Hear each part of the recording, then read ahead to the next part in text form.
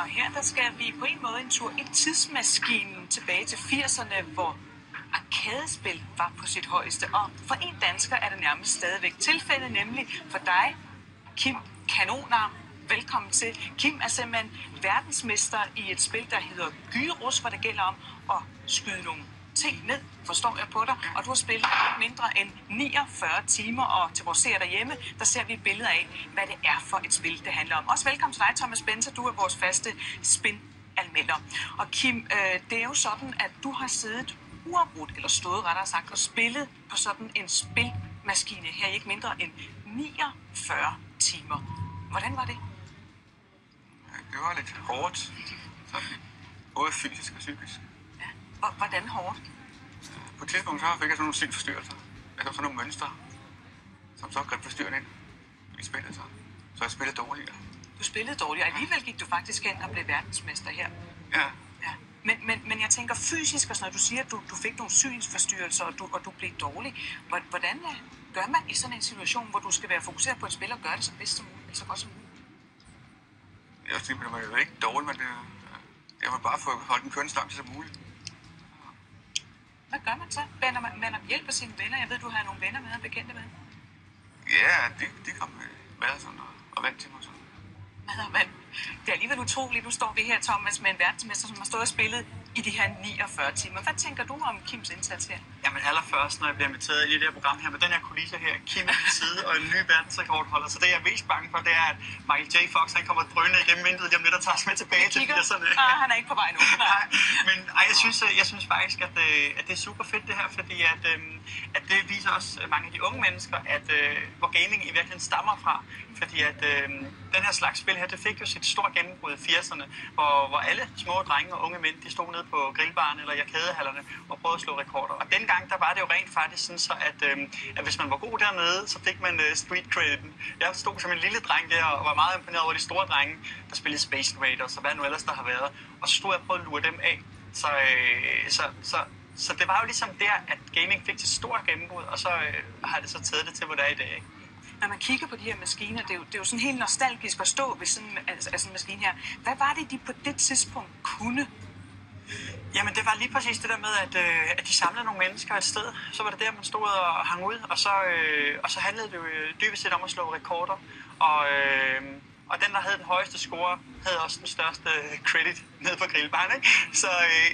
Så det var dybest set det handlede om. Og så var det et samlingssted, og det var... Jeg forbinder det med en meget, meget hyggelig ting. Jeg husker, at jeg gjorde en masse ting for ligesom at få mønter til at komme ned på grillbaren. Og spille. Ja, men jeg lavede armbøjninger og samlede flasker og alt muligt andet, der gjorde, at jeg kunne få penge til at komme ned på grillbaren og prøve at se, om jeg kunne slå rekorder som Kim, som jeg aldrig var i nærheden af. Kim Kanonarm, dit navn taler jo næsten for sig selv. Du kan noget bag de her maskiner her. Du har så holdt ved den her passion, som er opstået for mange, mange år siden. Hvad har gjort for dig, at du holdt ved det her spil? Lige netop Gyros, eller? Ja. Er det bare spiller Ja, Gyros. Nå, ja. Det er jo fordi, jeg må godt komme længere og længere. Og du har stadigvæk, har du endnu et mål? Nu er du lige blevet verdensmester, tænker jeg. Ja, det var samtidig meningen, at det primære mål, det var at lave verdensrekorden.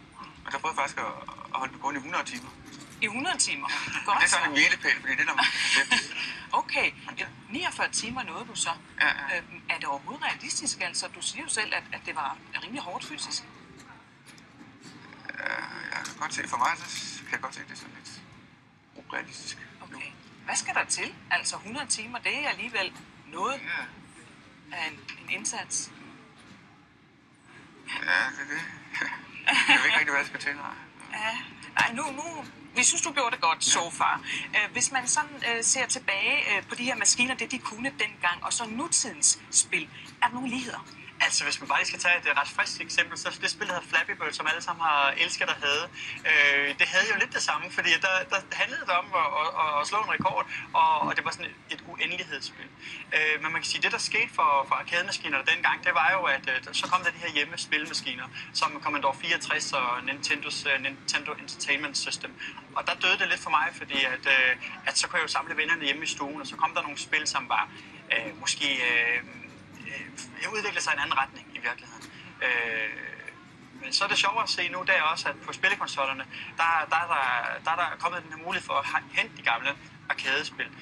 Så de lever stadigvæk derude, og nu med Kim og alle hans venner, så virker det også som om, at der er en god sådan, undergrund for ligesom at få det her til at leve. Og som sagt, så synes jeg faktisk, det er ret fedt, at de unge computerspilsentusiaster i dag kan se, hvor det hele det kommer fra. Så på den måde, så er der en masse gode ting i Kims rekord her.